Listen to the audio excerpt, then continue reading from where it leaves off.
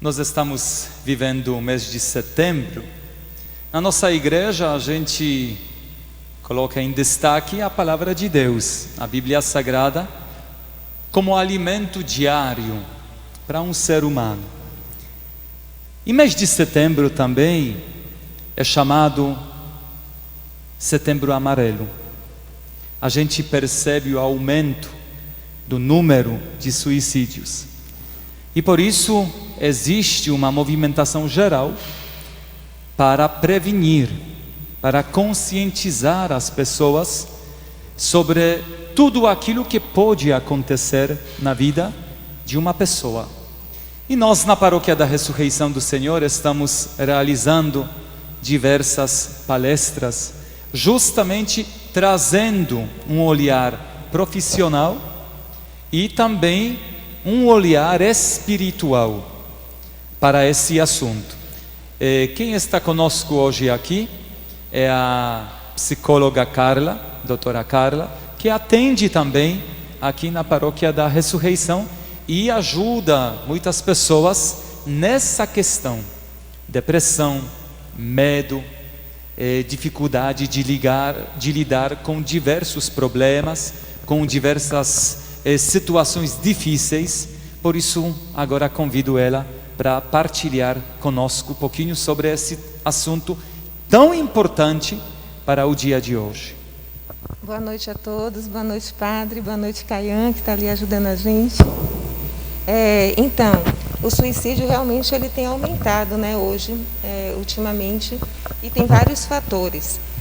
A minha linha que eu atuo é da terapia cognitiva comportamental.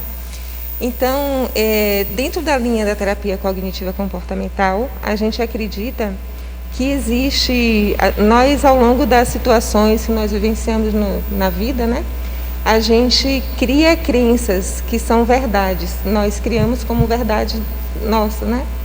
Então, o que acontece? Se eu vivencio, por exemplo, na minha infância, eu vivencio um ambiente que é muito... que maltrata muito psicologicamente, né? Tem muita rigidez, tem muita humilhação. Eu posso crescer acreditando que eu sou uma pessoa incapaz, por exemplo. Então, esse sentimento de incapacidade, essa crença que a gente chama crença de incapacidade, ela vai se instalando ali, desde a infância, né? Então, vai criando estruturas, vai alimentando essa crença, vai fazendo uma manutenção dessa crença, porque essa crença ela passa a ter, é como se fosse assim uma lente. Então a gente olha toda a nossa vivência, todas as situações que nós passamos, a gente filtra com a crença da incapacidade. Então, se eu estou no colégio e aí eu tiro uma nota menor do que a dos outros, né, eu já acho que é porque eu sou incapaz e não por outro fator. E acredito que eu não posso tirar uma nota melhor. Então, imagina uma pessoa que cresce com uma crença e vai aquilo ali se acumulando ao longo da vida. Essa crença de incapacidade, que é o exemplo que eu estou dando aqui, né, ela vem com uma mochilinha chamada vulnerabilidade. A vulnerabilidade está sempre acompanhando a outra crença, que são 3 na terapia cognitiva, né, que é incapacidade, inadequação, não estima ou desamparo. Então, a vulnerabilidade, ela vai dizer para a gente assim: eu não consigo, o que é que eu faço? Eu não tenho recurso, não sei como fazer, né? Então, a pessoa começa a ficar sempre vulnerável, ela cria sempre estratégias para sobreviver àquela verdade que ela criou. E essas estratégias, muitas vezes, vão terminar num suicídio. Por quê? Porque ela não dá conta do sofrimento. Ela não sabe como flexibilizar a verdade que ela criou, né? Então, quando chega lá na frente... vai acontecer provavelmente algo assim dessa natureza ou perto disso, porque existe a ideação suicida, existe a tentativa de suicídio que é frustrada e existe o suicídio mesmo, né? Então aquele jovem que corta o pulso, mas aí não é atendido, né? Então é uma tentativa, mas ele, graças a Deus, ele não morre, né? Então tem esses processos. O que acontece? Tem coisas que, dentro do suicídio, a gente percebe nos estudos, né? Existe, por exemplo, a desesperança, né? A desesperança, a gente tem na terapia cognitiva uma escala que avalia a desesperança. Então, e ela está diretamente ligada ao pensamento suicida e ao suicídio em si, né? A desesperança é justamente aquela desmotivação, aquela crença de que realmente ele não vai conseguir, dar conta, né? Então ele vai estar sempre assim, com pensamentos negativos, cada vez mais negativos, e não tem ninguém para dizer para ele reaja tecnicamente, né? Falando com conhecimento do profissional, né? Então, um outro fator que pode também contribuir muito para o suicídio é a questão da impulsividade, que já é mais um traço da personalidade. Mas uma pessoa que é impulsiva, ela tende, no momento de muita fragilidade, a ter uma ideação suicida facilmente. A ideação suicida é quando a pessoa pensa em morrer, mas ela não conclui, né? Ela fica com aquele pensamento. Mas se a coisa piorar, ela termina se suicidando mesmo, né? Então, assim, as famílias que perceberem que o filho fala alguma coisa assim, ou algum ente querido fala alguma coisa em termos de suicídio, não ache que eles estão querendo chamar a atenção. Realmente mandem para um profissional, mandem para um psiquiatra, mandem para um psicólogo, porque eles, principalmente psicólogo, né? Porque a gente vai então encaminhar para um psiquiatra se for uma coisa realmente a nível já de intenção suicida. É isso mesmo. E uma coisa aqui muito importante, doutora Carla, que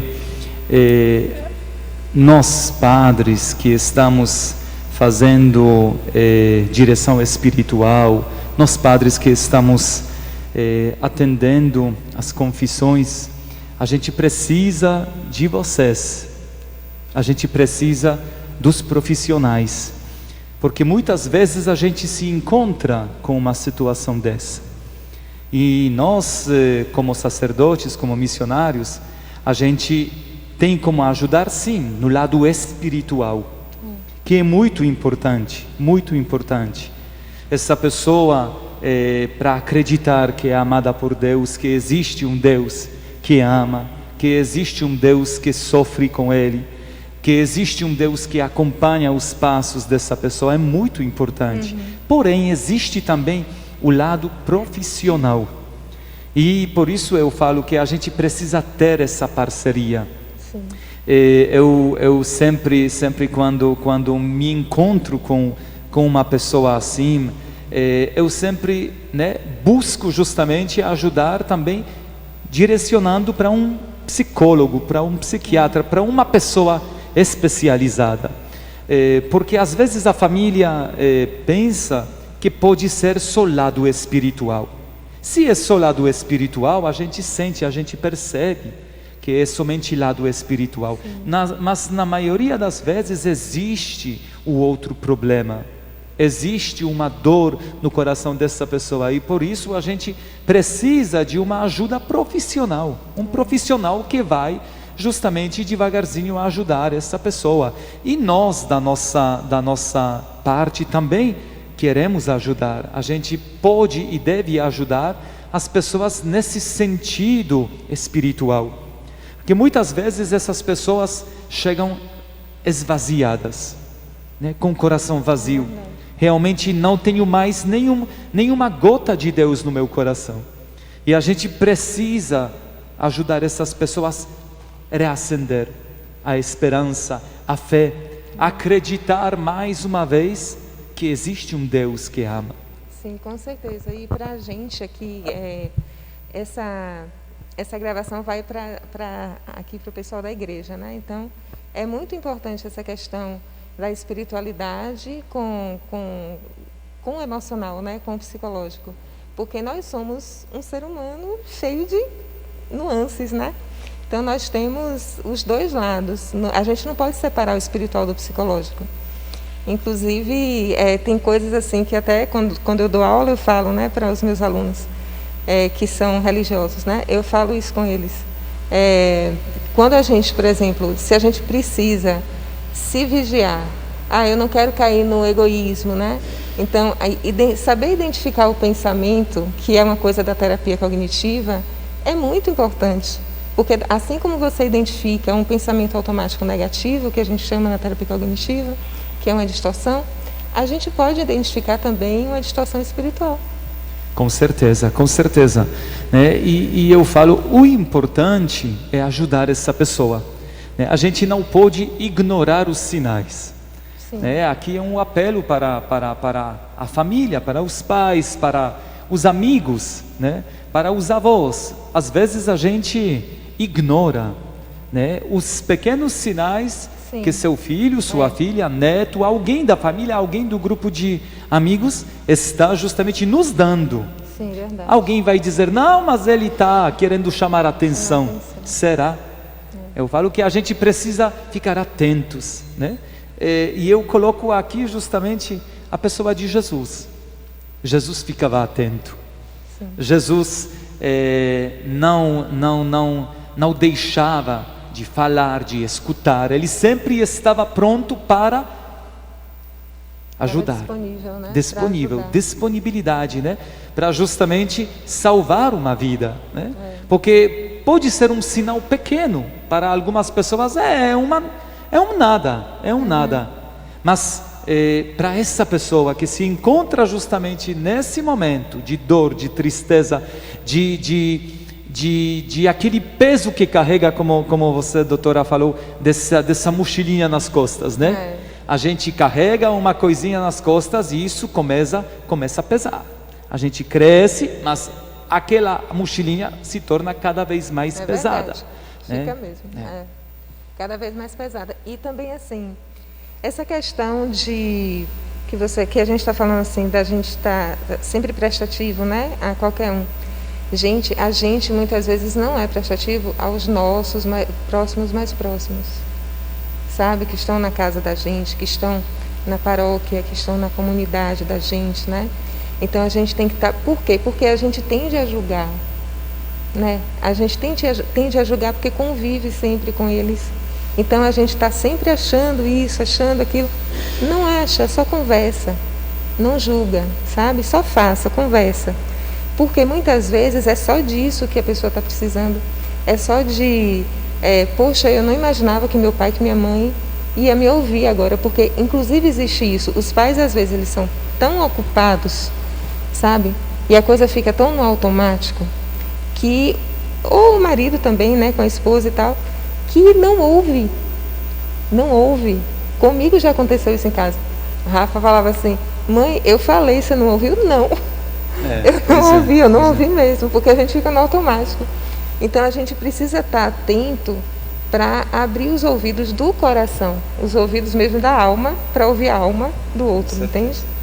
Porque isso faz toda a diferença numa hora dessa, né? Porque vai realmente sinalizar. Pois é, e a gente precisa, né, ajudar essas pessoas, né? Essa movimentação toda não é só para fazer alguma coisa no mês de setembro amarelo, né? A gente precisa realmente abraçar, a gente precisa ficar atento, a gente precisa se colocar, né, à disposição, né? A gente precisa se colocar à disposição de escutar, de enxergar, de prestar atenção, né? E ajudar justamente essa pessoa nesses dois sentidos, né? Espiritual e físico, né? E eu escolhi aqui um texto da Bíblia, da carta aos Romanos, capítulo 15, versículo 13, que diz assim: que Deus, que nos dá essa esperança, encha vocês de alegria e de paz, por meio da fé que vocês têm nele, a fim de que a esperança de vocês aumente pelo poder do Espírito Santo. Encher o coração. Esse vazio que às vezes dói tanto, ele precisa ser enchido. E nós temos justamente essa possibilidade, né? O sacerdote, a pessoa, né, que tem uma espiritualidade, ela é capaz de fazer isso, é capaz de levar essa pessoa mais perto de Jesus, para que ele possa encher o coração e aumentar a fé.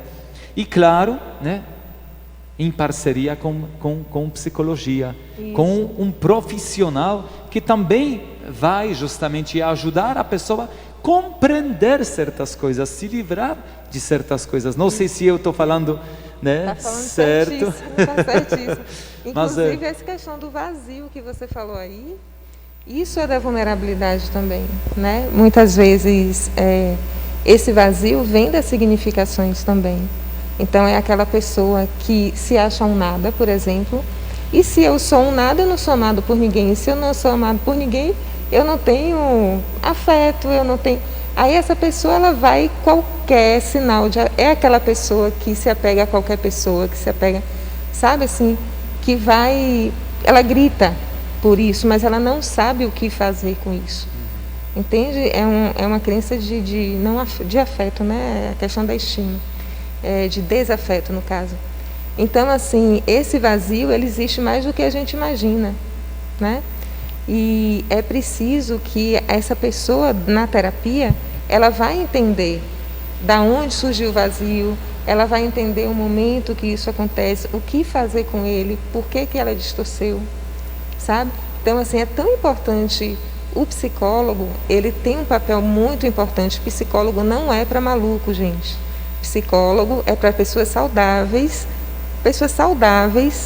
que, no sentido assim, que não tem esquizofrenia, que não tem nenhuma questão assim mais grave, que precisa usar um remédio como o esquizofrênico, sabe? Que as pessoas associam sempre a eu não sou maluco, eu não preciso de psicólogo. Mas não é. Então, nesse sentido, pessoa saudável no sentido assim, uma pessoa, digamos assim, acho que todo mundo em algum momento na vida já sentiu ansiedade. Todo mundo em algum momento na vida já sentiu vulnerabilidade, já sentiu tristeza, já não soube o que fazer em alguma situação, em algum momento na vida. São pessoas normais, saudáveis. Elas só precisam conhecer-se e conhecer a história e saber o que fazer com isso. Porque vocês são pessoas saudáveis, vocês só não estão sabendo lidar por causa da vulnerabilidade.